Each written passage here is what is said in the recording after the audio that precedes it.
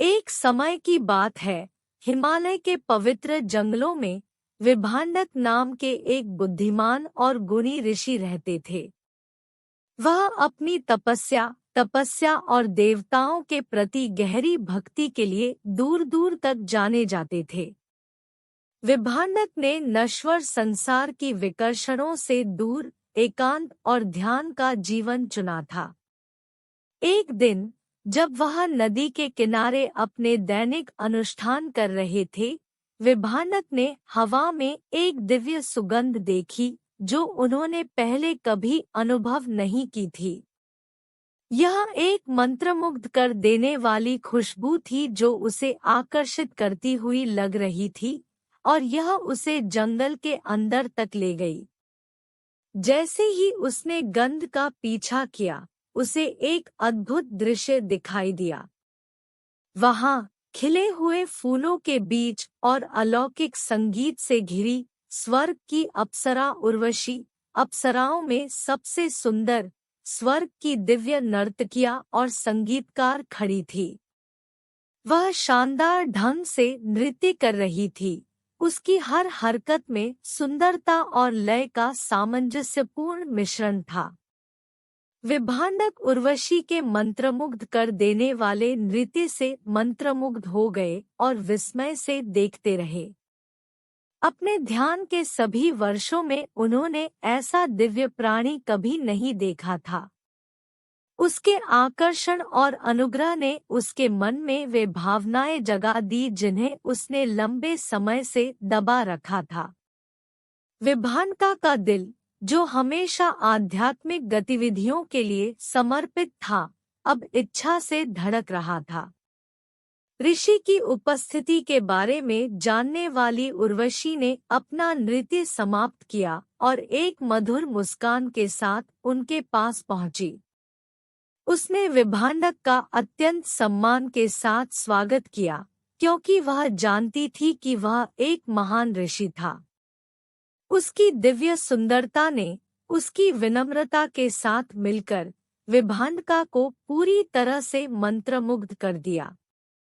अपनी बातचीत के दौरान विभांडका और उर्वशी ने खुद को एक दूसरे के प्रति आकर्षित पाया। ऋषि, जिन्होंने पहले कभी ऐसी भावनाओं को महसूस नहीं किया था, अपनी तपस्वी प्रतिज्ञाओं और उर्वशी के प्रति महसूस किए गए जबरदस्त आकर्षण के बीच फंसे हुए थे। ऋषि की बुद्धि और पवित्रता से उर्वशी भी मंत्रमुग्ध हो गई। उसने उसमें एक दयालु आत्मा देखी, कोई ऐसा व्यक्ति जो उसे धार्मिकता के मार्ग पर ले जा सके।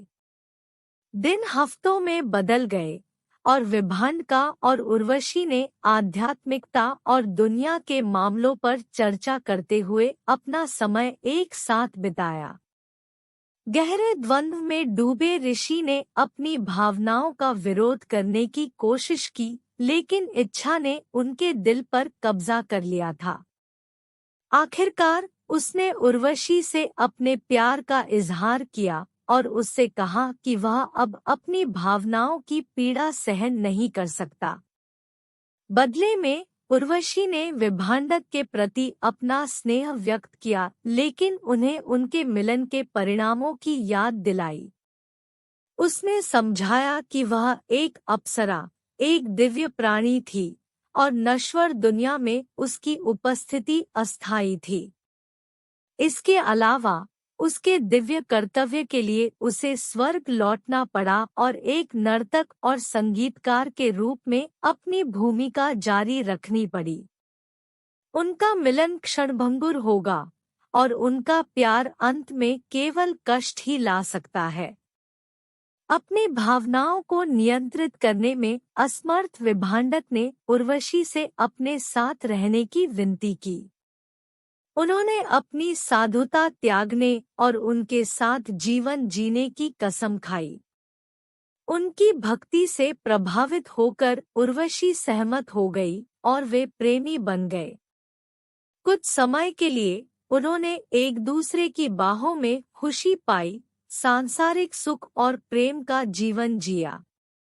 हालांकि दिव्य जगत को जल्द ही उर्वशी की अनुपस्थिति का एहसास हुआ और देवता चिंतित हो गए। स्वर्ग के राजा इंद्र को डर था कि उर्वशी के जाने से आकाशीय व्यवस्था और स्वर्ग का सामंजस्य बिगड़ जाएगा। उसने उसे दिव्य लोक में वापस लाने के लिए अपने दिव्य दूत भेजे। दूत आए और उर्वशी ने अपने कर्तव्य का एहसास करते हुए विभांडक को अश्रुपूरित विदाई दी। उसने उसे आश्वासन दिया कि वह हमेशा उससे प्यार करेगी, लेकिन उसे अपने दिव्य घर लौटना पड़ा। उर्वशी के जाने से विभांडका को गमगीन निराशा हुई। उन्हें अपने तपस्वी जीवन को त्यागने के लिए गहरी हानि और अफसोस का एहसास हुआ। अपने दोहक से निपटने में असमर्थ विभांडका ने अपना जीवन समाप्त करने का फैसला किया। वह अपने आश्रम लौट आए, सभी सांसारिक संपत्तियों का त्याग कर दिया और गहन तपस्या में लग गए। उन्होंने देवताओं से क्षमा मांगी और आध्यात्मिक मुक्ति के मार्ग के लिए प्रार्थना की। साल बीतते गए और विभांडक की तपस्या प्रसिद्ध हो गई। उनका दृढ़ संकल्प और भक्ति इतनी महान थी कि देवता स्वयं प्रभावित हो गए। वे उसके सामने प्रकट हुए और उसे वरदान दिया। विभांडक ने पिता बनने के लिए दिव्य ज्ञान मांगा। देवताओं ने उनका अनुरोध स्वीकार कर लिया और विभांडक को जीवन बनाने का ज्ञान प्राप्त हुआ। इंद्र सहमत हो गए और दिव्य विवाह बड़ी धूमधाम और भव्यता के साथ हुआ। रंभा इंद्र के साथ शासन करते हुए स्वर्ग की रानी बन गई। अंततः विभांडका को अपनी भक्ति से मुक्ति मिल गई और उसने गर्व के साथ अपनी बेटी की देखभाल की।